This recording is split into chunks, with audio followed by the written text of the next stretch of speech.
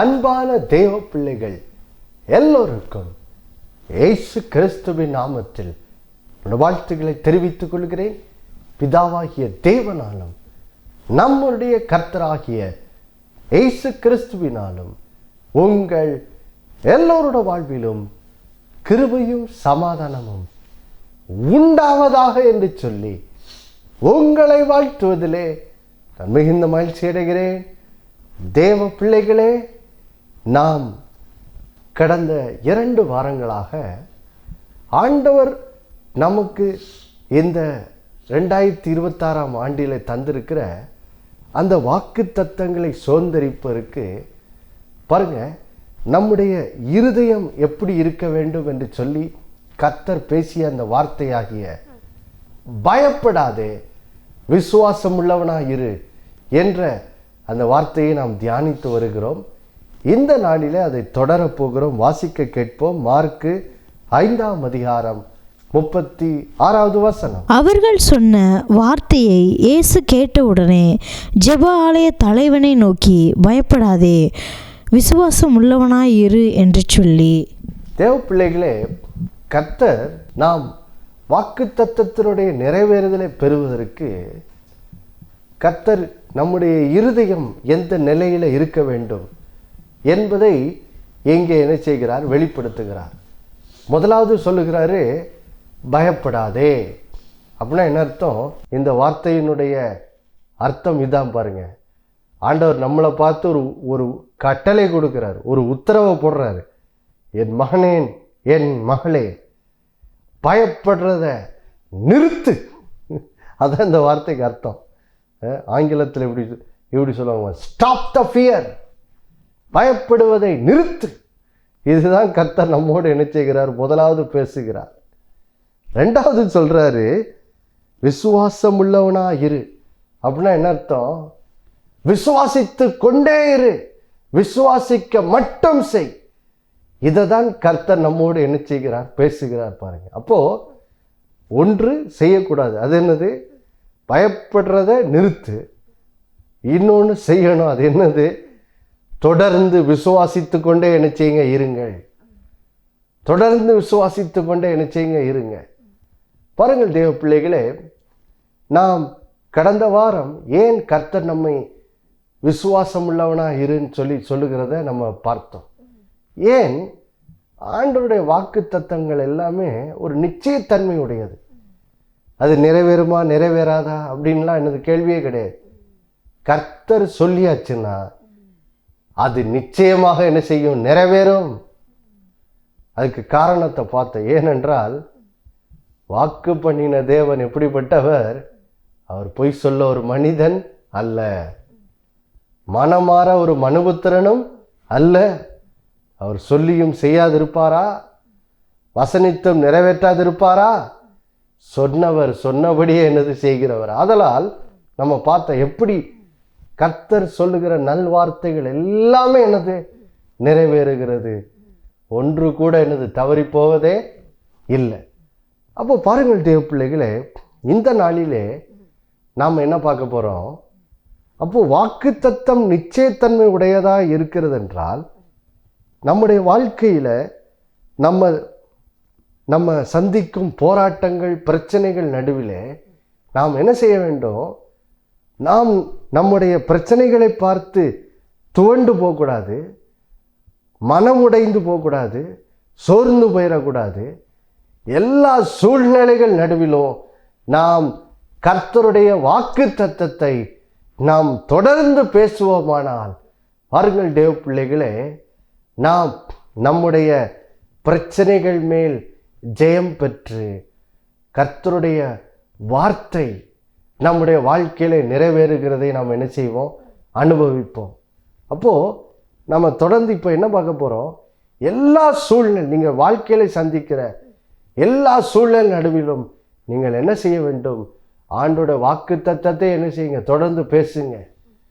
சூழ்நிலைகளை என்ன செய்யாதீங்க? பார்த்து சோர்ந்து போகாதீங்க. அதுக்கு பதிலாக எல்லா சூழ்நிலையும் ஆண்ட வாக்கு தத்தத்தை என்ன செய்யுங்க? பேசிக்கொண்டே இருங்கள் என்பதை நாம் புரிந்து கொள்வதற்கு பாருங்க, இங்கே 2 சம்பவங்கள்லேருந்து அந்த சத்தியத்தை என்ன செய்ய போகிறோம்? பார்க்க போகிறோம். பாருங்கள் தேவ பிள்ளைகளே, முதலாவதாக நாம் வாசிக்க கேட்போம். பாருங்க, இங்கே மார்க்கு 5ஆம் அதிகாரம் இப்போ 22, 23 வசனங்களை வாசிக்க கேட்கலாம். அப்பொழுது ஜெப ஆலய தலைவரில் ஒருவனாகிய யவீரு என்பவன் வந்து அவரை கண்டவுடனே அவர் பாதத்திலே விழுந்து, என் குமாரத்தி மரண அவஸ்தைப்படுகிறாள், அவள் ஆரோக்கியம் அடையும்படிக்கு நீர் வந்து அவள் மேல் உமது கையை வையும், அப்பொழுது பிழைப்பாள் என்று அவரை மிகவும் வேண்டிக் கொண்டான். தேவ பிள்ளைகளே, இங்கே பாருங்க ஒரு சம்பவத்தை பார்க்கிறோம். என்னது? இயேசு கிறிஸ்து பாருங்க, லேகியோன் பிசாசினால் பாதிக்கப்பட்ட மனிதனை குணப்படுத்தி விட்டு இப்பொழுது அவர் என்ன செய்கிறாரு? படகுல ஏறி அவர் யவீரு இருக்கிற அந்த இடத்திற்கு அவர் வருகிறார்.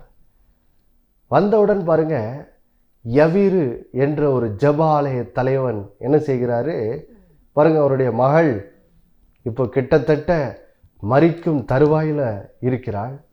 அதனால் பாருங்க, அவருக்கு தெரியுது இயேசு சுகமாக்குகிற கர்த்தரா என்ன செய்கிறார், இருக்கிறார் என்பதை அறிந்ததுனால இவர் போய் பாருங்க அவருடைய பாதத்தில், இயேசுவினுடைய பாதத்தில் போய் விழுகிறார். விழுந்து ஒரு விசுவாச வார்த்தையை தன்னுடைய மிகுந்த கஷ்ட சூழ்நிலை நடுவில் என்ன செய்கிறார், இயேசுவினிடத்தில் ஒரு விசுவாசமுள்ள ஜெப விண்ணப்பத்தை என்ன செய்கிறார், இயேசுவினிடத்தில் அவர் செய்கிறார். பாருங்க என்ன சொல்றாரு, ஆண்டவரே என் குமாரத்தி மரண அவஸ்தை என்ன செய்கிறார், படுகிறார். அதுதான் என் சூழ்நிலை, இதுதான் இப்போ நான் அனுபவிக்கிற கஷ்டம். ஆனாலும் ஆண்டவரே அவள் ஆரோக்கியம் அடையும்படிக்கு நீர் வந்து அவள் மேல் உமது கைகளை என்ன செய்யும், வையும், அப்பொழுது அவள் என்ன செய்திருவா, பிழைப்பாள், அப்பொழுது அவள் பிழைச்சிருவா அப்படின்னு சொல்லி இயேசுவினிடத்தில் யவீரு வேண்டிக் கொள்ளுகிறதை எங்க என்ன செய்யறோம் பார்க்கிறோம். இங்கே ஒரு விசுவாசமுள்ள ஜெபத்தை பார்க்கிறோம். பாருங்க, யவீரு பாருங்க ஒரு கடுகு விதையளவு விசுவாசம் நிறைந்தவராக ஆண்டவரிடத்தில் விண்ணப்பம் பண்ணுகிறார். என்ன சொல்றாரு, ஆண்டவரே என் மகள் மரண தருவாயில் இருக்கிற, அதான் சூழ்நிலை. ஆனா நான் என்ன பண்றேன், உன் பேரில் என் விசுவாசத்தை என்ன செய்யறேன், வைக்கிறேன். வச்சு நான் இப்ப என்ன செய்யறேன், விசுவாசமுள்ள இருதயத்தோடு உம்மிடத்தில் வேண்டிக் கொள்ளுகிறான். ஆண்டவரே நீர் வியாதிகளை சுகமாக்குகிறவர் என்பதை நான் என்ன செய்யறேன், விசுவாசிக்கிறேன்.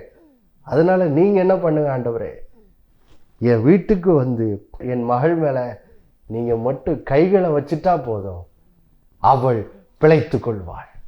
அப்படின்னா என்னது, அந்த மரணத்துக்கு ஏதுவான அந்த வியாதியிலிருந்து அவள் விடுதலை பெற்று அவள் பிழைத்து கொள்வாள் அப்படின்னு சொல்லி ஒரு விசுவாசத்தோடு பாருங்க இங்கே ஆண்டவரிடத்தில் வேண்டிக் கொள்கிறத பார்க்கிறோம்.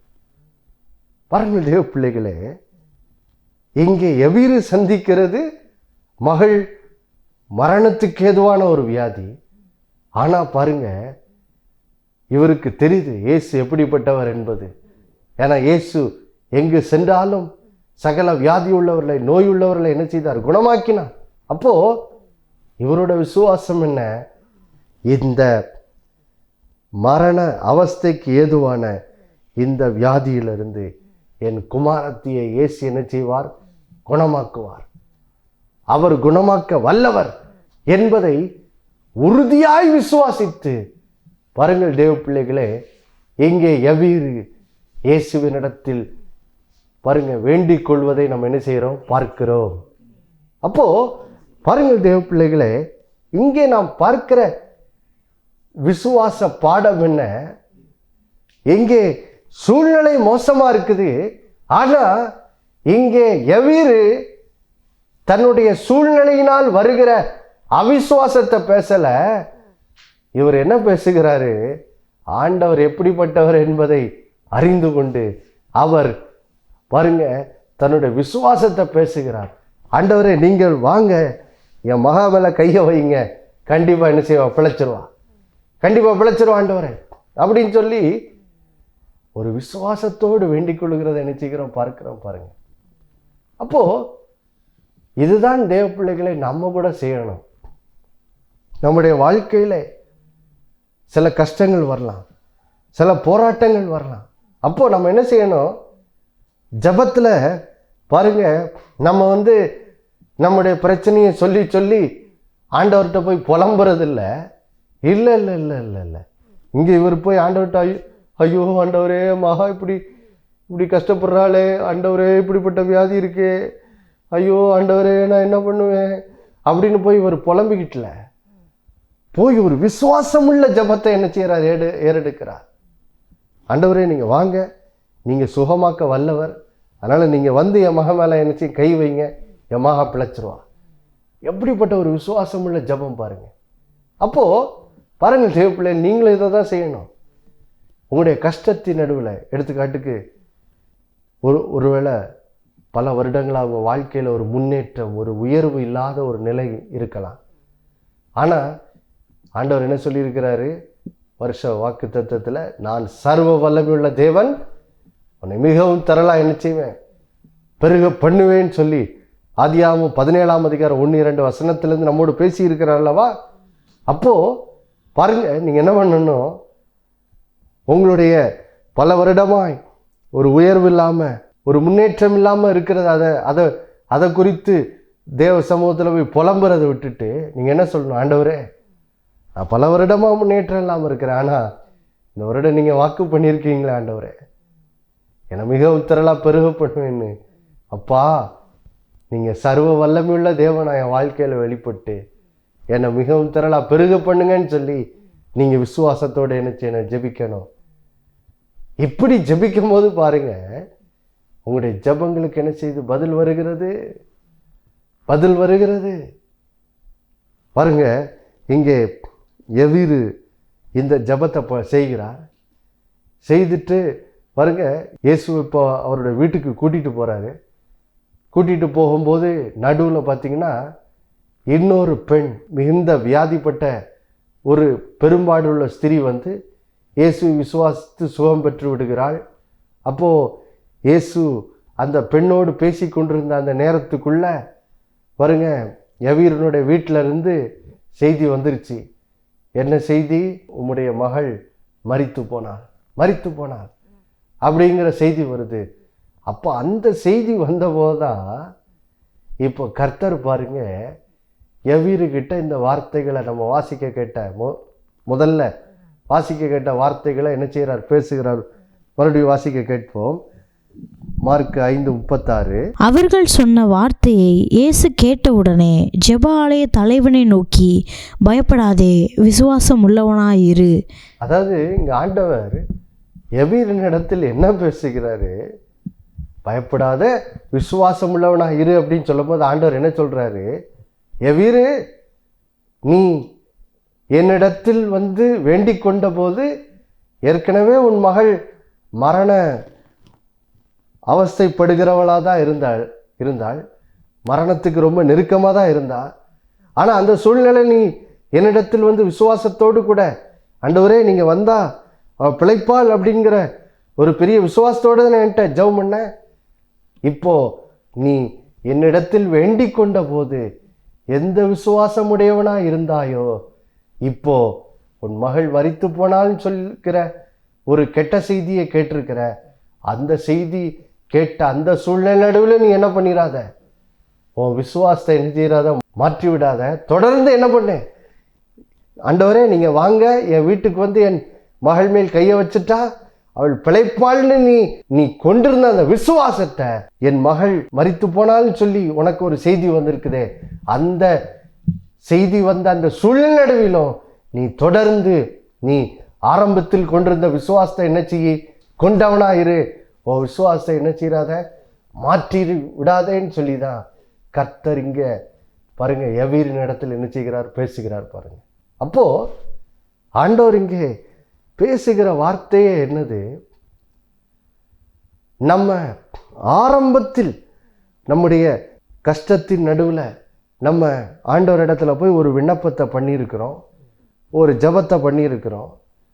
இப்போ அந்த ஜபத்துக்கு பதில் வர்றதுக்காக கொஞ்சம் காத்துக்கிட்டு இருக்கும்போது ஒருவேளை இங்கே எவீரோட வாழ்க்கையில் நடந்தது போல இன்னும் சூழ்நிலை மோசமாகிறது போல தென்பட்டாலும், அப்படிப்பட்ட சூழ்நிலைகள் நம்மை சுற்றி இருந்தாலும், கர்த்தர் என்ன சொல்றாரு? நீங்க ஆரம்பத்தில் கர்த்தரிடத்தில் விசுவாசம் வைத்து எவரை போல ஜெபித்தீர்கள் அல்லவா?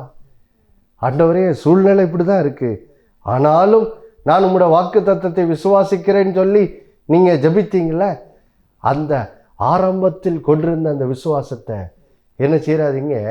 உங்களை சுற்றியுள்ள சூழ்நிலை மோசமான உடனே அந்த விசுவாசத்தை என்ன செய்யறாங்க? விட்டுறாதீங்க. தொடர்ந்து அந்த விசுவாசத்துல, என்ன விசுவாசம்?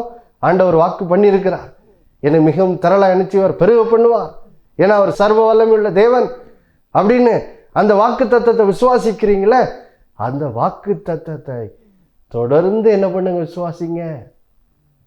உங்க விசுவாசத்தை என்ன செய்யாதீங்க. சூழ்நிலை மோசமான உடனே உங்க விசுவாசத்தை விட்டு விடாதீர்கள்னு ஆண்டவர் என்ன செய்யறாரு சொல்றாரு பாருங்க. வாசிக்கலாம் பாருங்க. எபிரேயர் 3ஆம் அதிகாரம் 6வது வசனத்தை வாசிக்க கேட்கலாம் பாருங்க. கிறிஸ்துவோ அவருடைய வீட்டிற்கு மேற்பட்டவரான குமாரனாக உண்மையுள்ளவராயிருக்கிறார். நம்பிக்கையினாலே உண்டாகும் தைரியத்தையும் மேன்மை பாராட்டுதலையும் முடிவு பரியந்தம் உறுதியாய் பற்றி கொண்டிருப்போமாகில் நாமே அவருடைய வீடாய் இருப்போம். பாருங்க தேவ பிள்ளைகளே, இங்க ஆண்டவர் சொல்றாரு பாருங்க. ஆரம்பத்துல நம்முடைய கஷ்டத்தினோட ஆண்டோட வாக்குத்த ஒரு விசுவாசத்தோடு நம்ம ஜெபம் பண்ணி இருக்கிறோம். ஆனால் சில நேரத்தில் இடப்பட்ட அந்த வாக்குத்தத்தை நிறைவேறக்காக காத்திருக்கிற அந்த இடப்பட்ட காலகட்டத்தில் சில நேரங்களில் என்ன ஆயிடுது? சூழ்நிலை இன்னும் மோசமான மாதிரி ஆயிடுது. உடனே நமக்குள்ள பயமும் அவிசுவாசமும் வர பார்க்குது. அப்போது ஆனால் ஆண்டவர் என்ன சொல்கிறாரு? பயப்படாத, அவிசுவாசப்படாத, தொடர்ந்து என்ன பண்ணு? விசுவாசத்து கொண்டே இருன்னு ஆண்டவர் சொல்கிறாரு. அந்த காரியத்தை தான் இங்கே இந்த வசனத்திலே ஆண்டவர் பேசுகிறார் பாருங்க. என்ன சொல்கிறாரு? நீ நம்பிக்கையினாலே உண்டாகும் தைரியத்தையும் மேன்மை பாராட்டலையும் முடிவு பரியந்தம் என்ன செய்யணும்? உறுதியாய் பற்றி கொண்டிருப்போமாக ஆண்டவர் பேசுகிறார் பாருங்க. முடிவு பரியந்தம் என்ன செய்யணும்? பற்றி கொண்டிருக்க வேண்டும். இப்போ 6வது வசனத்தில் சொன்ன அதே காரியத்தை இப்போ அதே அதிகாரத்தில் 14வது வசனம், நாம் ஆரம்பத்திலே கொண்ட நம்பிக்கையை முடிவு பரியந்தம் உறுதியாய் பற்றி கொண்டிருப்போமாகில் கிறிஸ்துவினிடத்தில் பங்குள்ளவர்களாயிருப்போம். பாருங்க, அதே காரியத்தை திரும்ப ஆண்டவர் பேசுறாரு பாருங்க. நாம் ஆரம்பத்தில் கொண்ட நம்பிக்கையை முடிவு பரியந்தம் உறுதியா என்ன செய்யணும்? பற்றி கொண்டிருப்போமாக. ஆண்டவர் திரும்ப அதே வார்த்தையை சொல்றாரு பாருங்க. ஆரம்பத்தில் கொண்டிருந்த அந்த விசுவாசம் ஆண்டவர் எவிரிட்ட சொன்னமாதான். அவர் ஆரம்பத்தில் ஒரு விசுவாசத்தோடு ஜெபம் பண்றாரு. இப்போ இயேசு அவரோடு கூட வீட்டுக்கு சென்று கொண்டிருக்கிறார், போய் எவிரோட மகளை சுகமாக்குறதுக்காக. ஆனால் போய்கிட்டு இருக்க வழியில் நடுவில் சில காரியங்கள் நடக்கு, அதுக்குள்ளே கெட்ட செய்தி வந்துடுது. ஆனால் ஆண்டவர் என்ன சொல்கிறாரு? ஆண்டவர் அங்கே பயப்படாத விசுவாசம் உள்ளவனா இருன்னு சொல்லி எவிரிட்ட சொல்லும் போது என்ன சொல்கிறாரு? எவிரு, நீ ஆரம்பத்தில் கொண்டிருந்த நம்பிக்கையை முடிவு புரிந்த உறுதியாக என்ன செய்? பற்றி கொண்டு மாத்திராத. அற்புதத்தை இன்னும் காணலை, ஆனால் ஓ நம்பிக்கை என்ன செய்யறாத? மாத்திராத. விசுவாசத்தை விட்டுறாத. முடிவு பரியந்தம் அந்த வாக்கு தத்தம் நிறைவேறும் வரைக்கும் ஓ விசுவாசத்தை உறுதியா என்ன செய்? பற்றி கொன்று. அப்படி பற்றி கொண்டிருக்கும் போது என்ன ஆகும்? நிச்சயமாய் அற்புதத்தை என்ன செய்வோம்? காண்போம். எவ்வீர் ஒரு பெரிய அற்புதத்தை பார்த்தார். தன்னோட மரித்து போன மகளை இயேசு உயிரோடு எழுப்புகிறத, அந்த பெரிய அற்புதத்தை என்ன செய்தார்? அனுபவித்தார். அவர் விசுவாசித்தபடியே அவளுடைய மகள் என்ன செய்தாள்? பிழைத்து கொண்டாள். இயேசு வந்து அவளுடைய மகளை தொட்ட உடனே அந்த மகள் பிழைக்கிற அந்த அற்புதத்தை எவ்வீர் என்ன செய்தார்? அனுபவித்தார். எப்போ? இயேசு சொன்ன அந்த வார்த்தை கீழ்ப்படிந்த போது. தொடர்ந்து நீ முடிவு பரியந்தம் அந்த ஒரு நம்பிக்கையை பற்றி கொண்டிருன்னு சொன்ன அந்த வார்த்தைக்கு அவர் கீழ்ப்படிந்த போது தன்னோட மகள் பிழைத்து கொண்ட அற்புதத்தை அவர் என்ன செய்தார்? அனுபவித்தார். அதே போல் நாமும் நம்முடைய விசுவாசத்தை, நம்பிக்கை முடிவு பரியந்தம் உறுதியாய் பற்றி கொண்டிருக்கும் போது தேவ பிள்ளைகளே, நாம் எந்த காரியத்துக்காக கர்த்தரிடத்தில் வேண்டிக் கொண்டோமோ அந்த காரியத்தில் கர்த்தர் நமக்கு அற்புதம் செய்வதை, தம்முடைய வாக்குத்தத்தத்தை நிறைவேற்றுவதை நாமும் என்ன செய்வோம்? அனுபவிப்போம். பாருங்கள் தேவ பிள்ளைகளே, மறுபடியும் மார்க் 5 பாருங்கள், அங்கே பெரும்பாடுள்ள ஸ்திரீ எப்படி பாருங்கள் தன்னுடைய கஷ்டத்தின் நடுவில் வாக்கு தத்தத்தை பேசின போது எப்படி விடுதலை வந்துச்சுங்கிறத வாசிக்கிறோம். பாருங்கள், வாசிக்கலாம். இப்போ மார்க் 5 25வது வசனத்திலிருந்து 29வது வசனம் வரைக்கும் வாசிக்கலாம். அப்பொழுது 12 வருஷமாய் பெரும்பாடுள்ள ஒரு ஸ்திரீ அநேக வைத்தியர்களால் மிகவும் வருத்தப்பட்டு தனக்கு உண்டானவைகள் எல்லாம் செலவழித்தும் சற்றாகிலும் குணமடையாமல் அதிக வருத்தப்படுகிற பொழுது இயேசுவை குறித்து கேள்விப்பட்டு, நான் அவருடைய வஸ்திரங்களை ஆகிலும் தொட்டால் சொஸ்தமாவேன் என்று சொல்லி ஜனக்கூட்டத்துக்குள்ளே அவருக்கு பின்னாக வந்து அவருடைய வஸ்திரத்தை தொட்டால் உடனே அவளுடைய உதரத்தின் ஊறல் நின்று போயிற்று. அந்த வேதனை நீங்கி ஆரோக்கியம் அடைந்ததை அவள் தன் சரீரத்தில் உணர்ந்தாள். பாருங்கள் தேவ பிள்ளைகளே, இங்கே 12 வருடமாக வியாதி நிமித்தம் பெரிய பெரும்பாடை அனுபவித்த ஒரு ஸ்திரியை பார்க்கிறோம். மிகுந்த கஷ்டம், மிகுந்த வேதனை. அந்த வேதனையை பாருங்க, நம்ம வார்த்தைகளால் விவரிக்க முடியாது. அவ்வளோ கஷ்டப்பட்டிருக்கிற அந்த ஸ்திரீ டாக்டர்கிட்ட போனால் குணமாயிரும்னு நினச்சா, டாக்டர்கிட்ட போனாலும் இந்த ஸ்திரீக்கு நினச்சில சுகமாகலை. அவளுடைய காசு தான் செலவழிஞ்ச ஒழிய வியாதிக்கு விடுதலையே வரல. இப்படிப்பட்ட ரொம்ப வேதனையை அனுபவித்த நிலையில் பாருங்க, அவள் திடீர்னு கேள்விப்படுறா. என்ன கேள்விப்படுறா? இயேசுவை குறித்து கேள்விப்படுகிறா. எப்படி இயேசு வியாதியில் உள்ளவர்களை சுகமாக்குகிறவர் என்பதை கேள்விப்பட்ட உடனே பாருங்க, அவளுக்குள்ள ஒரு விசுவாசம் வந்துடுது. வந்த உடனே அவள் என்ன செய்கிறாளாம் பாருங்க, வாயை திறந்து சொல்ல ஆரம்பிக்கிற. என்னது? நான் அவருடைய வஸ்திரத்தையாயிலும் தொட்டால் சொஸ்தமாவேன் என்று சொல்லி அப்படின்னு வருது பாருங்க. ஆங்கிலத்திலே விரிவாக்க மொழிபெயர்ப்பு, ஆம்பிளிஃபைட் பைபிள் என்று ஒரு மொழிபெயர்ப்பு இருக்குது பாருங்க. அதில் இந்த வசனம் எப்படி சொல்லுதுன்னா, அவள் வெறும் சொல்லினா ஏதோ ஒரு தடவை சொல்லலை, சொல்லிகிட்டே இருந்திருக்கிறா அந்த வார்த்தைகளை. நான் அவருடைய வஸ்திரத்தையால் தொட்டால் சுஸ்தமாயிருவேன், நான் அவருடைய வஸ்திரத்தையால் தொட்டால் சுஸ்தமாயிருவேன், நான் அவருடைய வஸ்திரத்தையால் தொட்டால் சுஸ்தமாயிருவேன் சொல்லி தொடர்ந்து பாருங்க, தன்னுடைய கஷ்டத்தின் நடுவில் ஆண்டவருடைய வார்த்தையை அவள் என்ன பண்ணியிருக்கிறா? சொல்லிக்கிட்டே இருக்கிறா.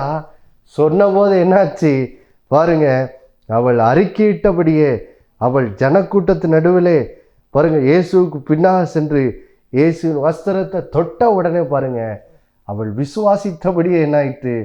அவள் பாருங்க, அவளுடைய உதரத்தின் ஊறல் நின்று போய் அவள் ஆரோக்கியம் அடைந்ததை என்ன செய்தாள்? அவள் உணர்ந்தாள். பாருங்கள் தேவ பிள்ளைகளே, அப்போ பாருங்க, இங்க மிகுந்த கஷ்டம் வியாதியினால. ஆனா கஷ்டத்தின் நடுவில் என்ன செய்யறா? சொல்ல ஆரம்பிக்கிறா. இல்லை, நான் அந்த கஷ்டத்தை பற்றி இன்னும் பேசி புலம்பு போகிறதில்ல. இல்லை, இயேசுவை குறித்து நான் கேள்விப்பட்டுட்டேன், அவர் சுகமாக்குகிற கர்த்தராக இருக்கிறார், அதனால நானும் போய் அவரோட வஸ்திரத்தை தொடும்போது நான் சுகமாயிருவேன்னு சொல்லி அவள் சொல்லிக்கிட்டே இருக்கிறா. திடீர்னு கேள்விப்படுறா, அவள் இருக்கிற அவளுடைய வீட்டின் அருகே அந்த வழியாக இயேசு வருகிறாருன்னு கேள்விப்பட்ட உடனே எழுந்து போய் ஜனக்கூட்டத்தின் நடுவில் போய் இயேசுவின் வஸ்திரத்தை தொட்டு சுகத்தை பெற்றுக்கொள்ளுகிறார். அப்போ பாருங்க, ஆண்டவர் என்ன சொல்றாரு இதன் மூலமாக? உங்களுடைய கஷ்டத்தின் நடுவில் ஆண்டவருடைய வாக்கு தத்தத்தை மட்டுமே பேசுங்க, புலம்பாதீங்க, முறுமுறுக்காதீங்க. தொடர்ந்து ஆண்டவரை விசுவாசித்து அவருடைய வாக்கு தத்தத்தையே நீங்கள் பேசுவீர்களானால், அறிக்கையிடுவீர்களானால், நிச்சயம் நீங்களும் இந்த ஸ்திரியை போல அற்புதத்தை பெற்றுக்கொள்வதை அனுபவிப்பீர்கள். நாம் ஜெபிக்கலாமா? அன்புள்ள பரலோக பிதாவே, ஆண்டவராகிய இயேசுவின் நாமத்திலும் சமூகத்தில் வருகிறோப்பா. நாளில் நம்முடைய பிள்ளைகளோடு பேசிய இந்த அற்புதமான வார்த்தைக்காக நன்றி.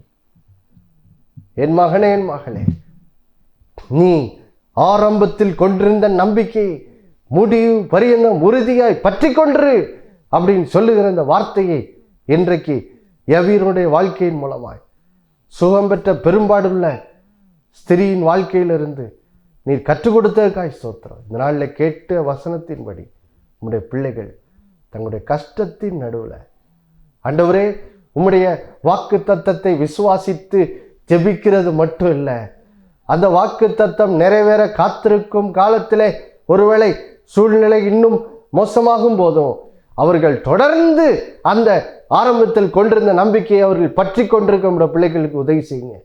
அந்த சூழ்நிலை நடுவிலும் தொடர்ந்து உம்முடைய வாக்கு தத்தத்தை தொடர்ந்து பேச, அறிக்கை செய்ய உம்முடைய பிள்ளைகளுக்கு உதவி செய்யுங்கப்பா பரிசுத்த ஆவியினால. அதன் மூலம் எப்படி யவீரு அற்புதத்தை அனுபவித்தாரோ, இந்த ஸ்திரீ எப்படி பெரும்பாலுள்ள ஸ்திரீ எப்படி அற்புதத்தை அனுபவித்தாள், அதே போல் நம்முடைய பிள்ளைகளும் இந்த நாட்களில் ஒரு பெரிய விடுதலையை பெற்று, ஆண்டவரே ஸ்தோத்திரம், தங்களுடைய வாழ்க்கையிலே அவர்களோட உபத்திரவத்திலிருந்து, கஷ்டத்திலிருந்து ஒரு பெரிய விடுதலையை அனுபவித்து ஒரு பெரிய சமாதானம் உடைய பிள்ளைகளுடைய வாழ்வில் உண்டாக, ஒரு பெரிய சுகமும் ஆரோக்கியமும் உண்டாக இப்பொழுது இயேசுவின் நாமத்தில் ஜெபிக்கிறோம். அப்படி செய்ததுக்காக நன்றி. ஒரு பெரிய உயர்வை, ஒரு பெரிய ஆசீர்வாதத்தை உடைய பிள்ளைகள் அனுபவிக்கும்படி ஜெபிக்கிறோம். இயேசுவின் மூலம் வேண்டிக் கொள்கிறோம் நல்ல பிதாவே, ஆமென். மறுபடியும் அடுத்த வாரம் சந்திக்கிற நினைப்பட்டுக்கிறேன். இயேசுவே ஆண்டவர். ஒவ்வொரு நாளும் அவர் மேல் விசுவாசம் வைத்து வாழுங்கள். ஆமென்.